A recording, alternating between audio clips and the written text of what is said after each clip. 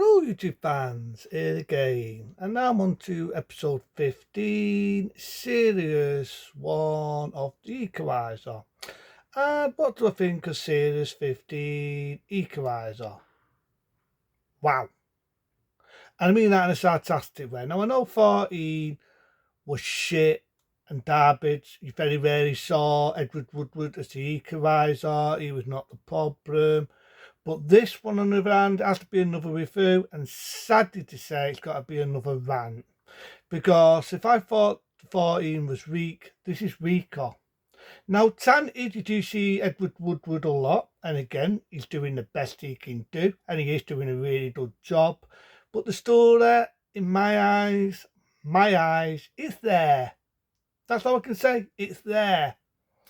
Because it starts off, you've got to die, he works, I think like, one of them porters, you go into a motel, you order your motel, and he's like a porter.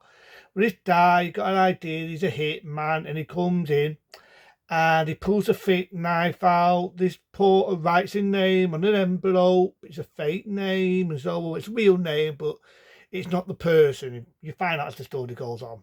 Well, the guy comes in, pulls a fake knife. You don't see him get stabbed. Don't forget, it's TV fluid. But he comes into it. You got ideas a mate of his friend, who's his porter is. He's all bloody. And I've got to admit, that bit I thought was a bit of respect for that. I thought that was a bit of ballsy for the TV. So, see a guy all bloody up. The cops tested him. There's not a lot they can do. But one cop feels a bit bad, so what do they do? They give him the phone number. Who do you call? The Equalizer. I'm expecting to hear the Ghostbusters theme at that scene. So he meets Edward Woodward as the Equalizer, again doing a very good job. And just like 14, he's in like a safe house. This time it's not in his own house, he's in this safety house, and he brings all his mates along. And for some reason, I thought this was an interesting story, but they don't really do a lot to it. The guy meets a woman, you've got the idea the woman and the guy don't get along, and there's the idea that this guy got killed and she was the one what tossed it, but they don't really do a lot with that story, and I thought that was an interesting story. And you got the idea the Equalizer had something to do with this. He's getting pissed with him because he's fucking always snide comments at one another. But again, they don't really do a lot, and they don't really do a lot with the story. There's a bit where a taxi driver tries to run him over. Again, they don't really do a lot. They don't explain why they're down to bunk him off, what the issue is, why they want to try and whack this guy. They don't do a lot there. So our mate, the Equalizer, he sees the high up people at the cop firm. You've got this one guy, very snoopy, a bit of a dick, really. And all the way through this episode, I'm thinking, we ever seen this guy before? We ever seen him before? If you remember the movie I reviewed called A Jigsaw Wads, funny thing is, the same guy played a dick in A Jigsaw Wads. And the funny thing is, he's playing a dick in this. Really snoopy, really arrogant. One of those guys, you probably want to end up smacking him one if you met him, because you just think he's a knob. He really is a knob, and he's a knob with the Equalizer. He's a knob with his guy. You think, well, what's his issue? What is his issue? What's his problem? And again, they don't really do a lot there. And that's what's wrong with this episode. They don't really do a lot. They don't explain a lot. They don't do a lot. They do diggity did. And there are some bits that are interesting. I feel it has potential, but again, rewind what I just said, doesn't do a lot. There's a bit where they're taking photos of these people. The guy checks this guy with a bald head. Again, doesn't explain a lot. The Equalizer says that this guy has nothing to do with it. He's trying to whack the one guy, make a stand, or they do. They have a standoff in this run-down shopping mall. They've got two hitmen aiming to shoot her. The dude knocks one out. The guy shoots another guy's about to shoot him. The dude comes in the nick of time, shoots it, the bad guy.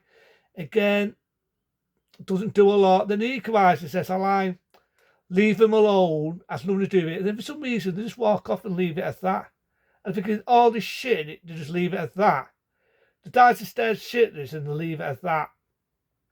So, halfway through the episode, the Equalizer meets the dad, the one I just said, who was a bit of a dick. warns him a little bit, gives him a dirty look, and it ends like that. And I'm thinking, is that it? Is that it? So to me, I don't really think they do that much suspense. They don't really explain who these bad people are. They don't really explain why they're trying to bunk this guy. Okay, he's innocent. He has nothing to do with whatever the fucking problem was. But they don't explain what it was all about. The bit I thought was interesting, and I'm going to repeat the same line, is the do and the die have problems. And you got an idea, this dude fucked up in an operation and she might have caused the death of an opposite agent. But again, they don't really explain a lot there. And that's what's wrong with this episode. They don't really explain diggity fucking D. And it's a sad one because I think this could have had a bit more potential if they explain more about these bad people, why they're trying to bunk this guy off, who they think whatever, what the issue was, anything. It seems with the other one, you knew who the guy was, you knew he was a psycho, you knew he was a dick. But this one, not really that much, so it has to be a rant. It has to be a rant. And it's the same, because I think this could have had a lot more potential if they did a bit more story with the do and the die, why they don't get along. They have a bit more of a story of why they're trying to bunk this fella off, what the fucking, what was the whole purpose of putting a name on the envelope before he got killed, the one at the beginning.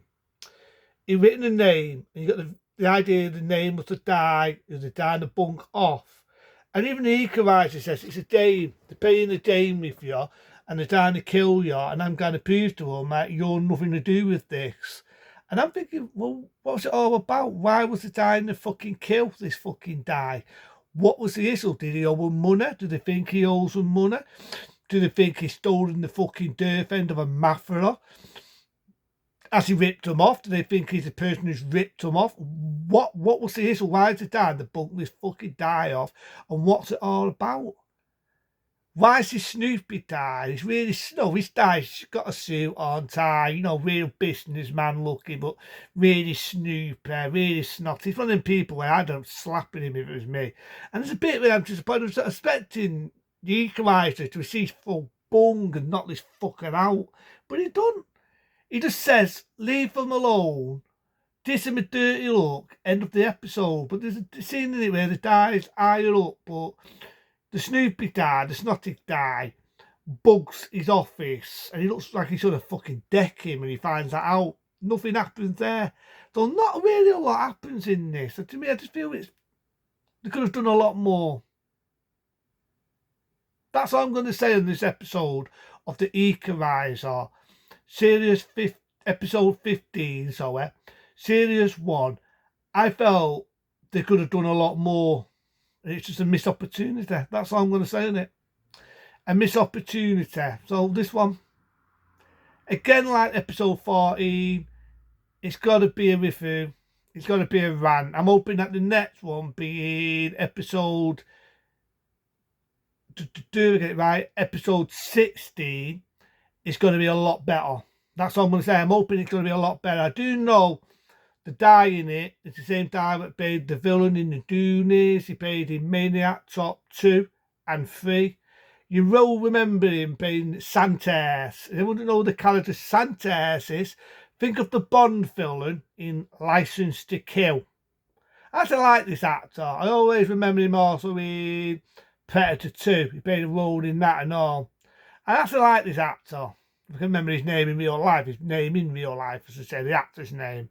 But if anyone remembers License to Kill, damn good James Bond movie, unestimated, I may say. You remember the villain, Santos, the main villain, the main bad guy. You'll know who I'm on about. He was also in Goonies. He played a baddie in that and all. He's in that episode. So that might be good. I can't wait to review that because I do like that actor. Hopefully it'll be a big improvement than this one. But into them, be smart, be safe. See you later.